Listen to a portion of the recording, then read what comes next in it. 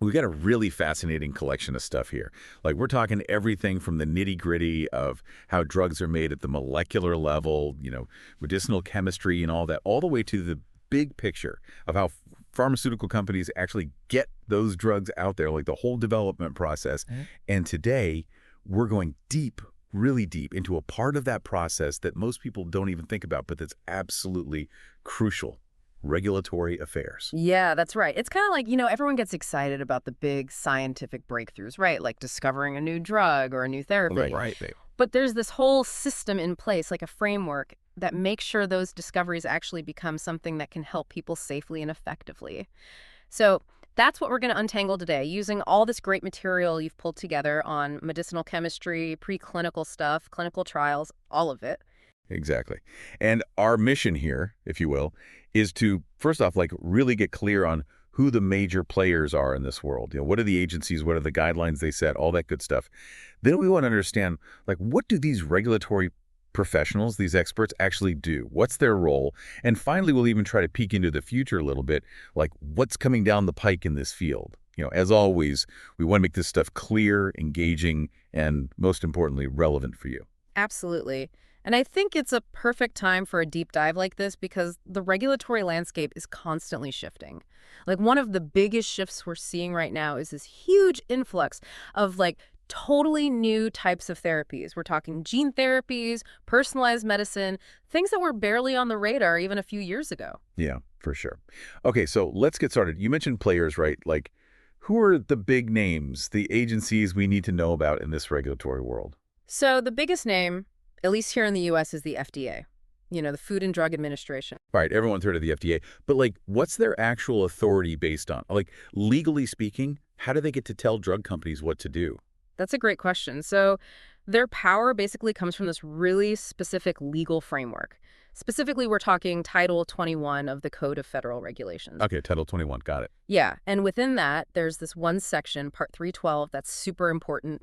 It's basically the rule book for what's called an IND application, which stands for Investigational New Drug. IND, okay. Right, so think of an IND application as your permission slip to start testing a new drug on humans. So before you can even start a clinical trial, you have to go to the FDA, hat in hand, with this IND and say, hey, can we do this? Exactly. It's like the FDA's first big checkpoint. They want to make sure everything's safe and legit before any human subjects get involved. That makes sense. So in the U.S., it's the FDA and this Title 21, Part 312 thing. What about over in Europe? Is there a European equivalent of the FDA? Oh, yeah, definitely. In the European Union, they've got the EMA, the European Medicines Agency, and their job is basically the same. Make sure all the medicines developed for use in the EU are safe, effective, high quality, the drill. Right. Got to have those standards. Exactly. So any company that wants their drug to be available in Europe, they got to know the EMA inside and out. Gotcha.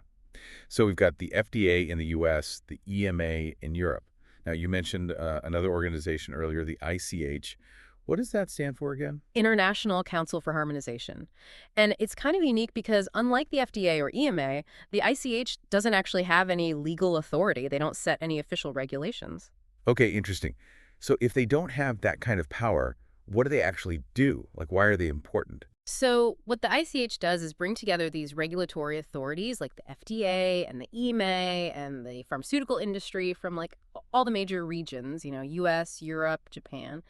And they all sit down together and try to agree on basically the best scientific and technical practices for drug development, like what kind of data should be collected, how should clinical trials be designed, all that stuff. So they're trying to create a global standard for drug development. Exactly. And even though their guidelines aren't legally binding, they have a huge influence. If the ICH says, hey, this is the best way to do this, then you can bet that regulators all over the world are going to expect to see that reflected in a drug application. It's if you want to play ball globally, you got to follow the ICH playbook. Yeah, pretty much. And it makes sense, right? The goal is to develop drugs that can help people all over the world. So it's helpful to have some kind of global consensus on how to do that safely and effectively. Definitely. Now, going back to the FDA and the EMA, you talked about how they're kind of like gatekeepers, right? Yeah. They have to give the thumbs up before a drug can be tested in humans or approved for sale. Right. So let's dig into that a bit more. Let's start with the FDA. What exactly do they do to make sure that a drug is safe enough to be tested in humans? Okay, so Remember that IND application we talked about? Yeah, the permission slip to start human trials? Right. So that's where it all starts. The drug developer basically has to lay out their entire plan for testing the drug in humans, and this plan has to be super detailed.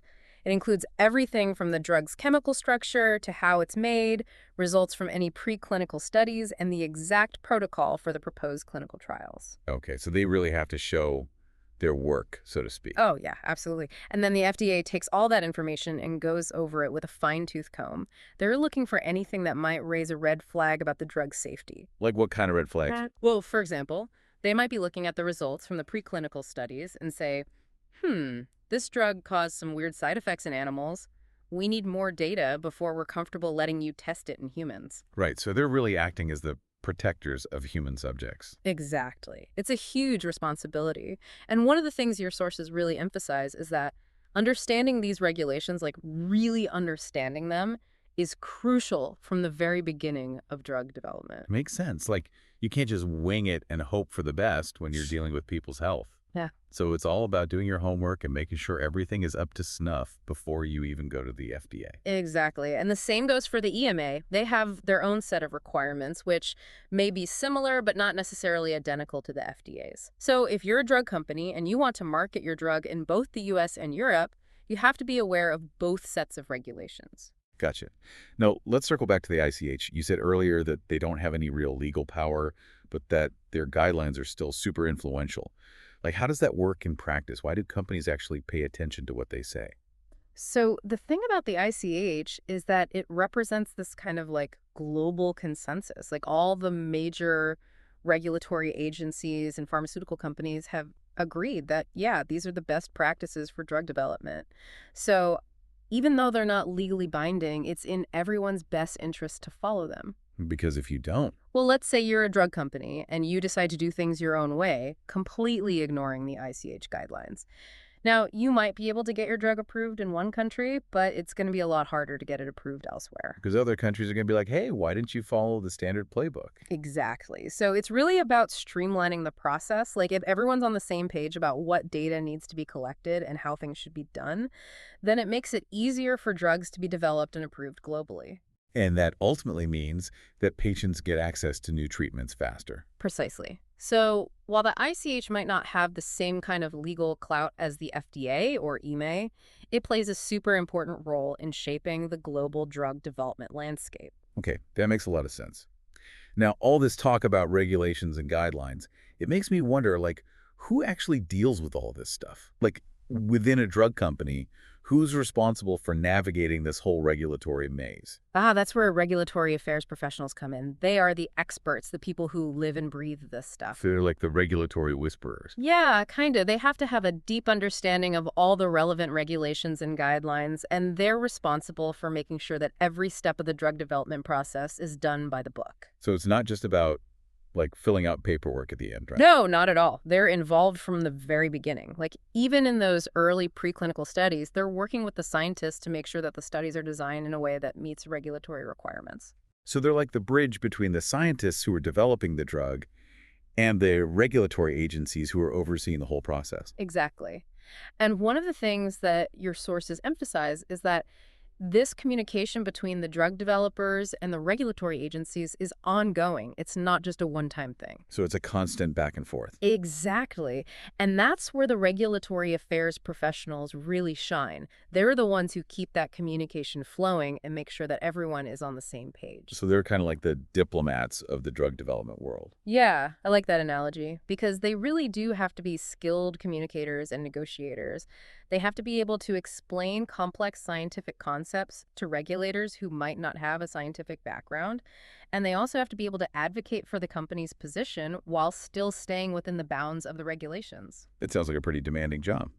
It definitely can be, but it's also incredibly important because at the end of the day, it's the regulatory affairs professionals who help make sure that new drugs are developed safely and effectively and that they actually reach the patients who need them. Right. And speaking of patient safety, that's obviously a huge concern with any new drug. Like, how do regulatory agencies help ensure that the drugs that ultimately get approved are actually safe for people to take? So that's where all those meticulous review processes come in, like When the FDA reviews an IND application or when the EMA reviews a marketing authorization application, one of their primary focuses is on safety.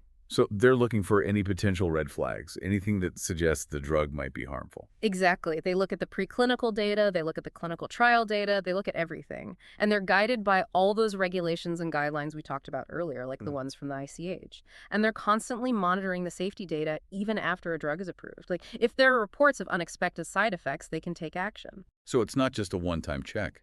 They're keeping an eye on things long term. Exactly. And one of the things that your sources highlight is this concept of risk-benefit analysis. Like, no drug is completely risk-free, but the goal is to make sure that the potential benefits of a drug outweigh the potential risks. Right. It's all about finding that balance. And you mentioned an example earlier, a really tragic one, where a young man died during a gene therapy trial. That really highlights the importance of having these robust safety checks in place. Yeah, absolutely. It's a stark reminder that things can go wrong and that we need to be incredibly careful when we're developing new treatments, especially when we're dealing with cutting-edge technologies like gene therapy. Right. Now, beyond safety, another important consideration is consistency. Like, how do we know that a drug that's been approved is going to be made the same way every time so that each dose is going to be effective and safe? That's a great question, and that's where good manufacturing practices, or GMPs, come in. These are basically a set of regulations that dictate how drugs should be manufactured. So it's like a recipe book for drug making. Yeah, kind of. They cover everything from the quality of the raw materials to the cleanliness of the facilities to the training of the personnel. And the goal is to make sure that every batch of a drug is made to the same high standard. So no matter where in the world you buy a particular drug, you can be confident that it's going to be the same. Exactly. And this is another area where regulatory affairs professionals play a key role. They work with the manufacturing teams to make sure that all the GMP requirements are being met. It sounds like they're involved in pretty much every aspect of drug development. They really are. It's a truly multifaceted role. Okay, so we've covered a lot of ground here. We've talked about the major regulatory agencies, the guidelines they set, the role of regulatory affairs professionals, the importance of safety and consistency. Now, I'm curious, like, what's next for this field? What are some of the big trends on the horizon? So one of the biggest trends right now is the increasing use of artificial intelligence, or AI, in drug development. And this is having a huge impact on regulatory affairs. Like, how so? Well, for one thing, AI is being used to analyze massive amounts of data, which can help identify potential safety issues much earlier in the development process.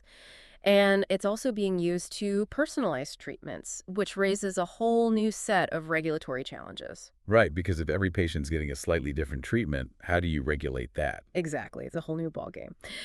And then there's the issue of data privacy, which is obviously a huge concern with AI. So regulatory agencies are having to adapt and develop new guidelines to address all these challenges. So it sounds like regulatory affairs professionals are going to need to be pretty tech savvy moving forward. Absolutely. They need to be able to understand how AI is being used and what the implications are for drug development and regulation. And they also need to be able to communicate effectively with the AI experts. So it's like they're becoming even more multifaceted. Yeah, pretty much. It's a really exciting time to be in this field because it's constantly evolving. Definitely. And I think that's a great place to wrap up our deep dive. We've covered a lot of ground, but hopefully it's given our listeners a better understanding of this really important but often overlooked aspect of drug development. So to end on a thought-provoking note, I'm curious, like, what do you see as the biggest challenge facing drug regulation in the coming decade? Like, what are the big questions that regulators are going to have to grapple with? That's a tough one. I think one of the biggest challenges is going to be balancing the need to foster innovation with the need to ensure patient safety. Like, we don't want to stifle the development of new treatments, but we also don't want to put patients at risk. And with all these new technologies coming online, like gene editing and personalized medicine, it's going to be a real balancing act. Yeah, that makes sense. And I think that's a question that's going to be relevant for all of us, not just those working in drug development. Because ultimately, we all want access to safe and effective treatments. Exactly. And that's why the work that regulatory affairs professionals do is so vital. Absolutely. Well, thank you so much for taking us on this deep dive. It's been really illuminating. My pleasure. Always happy to talk about this stuff. And to our listeners, thanks for joining us. We'll see you next time for another deep dive.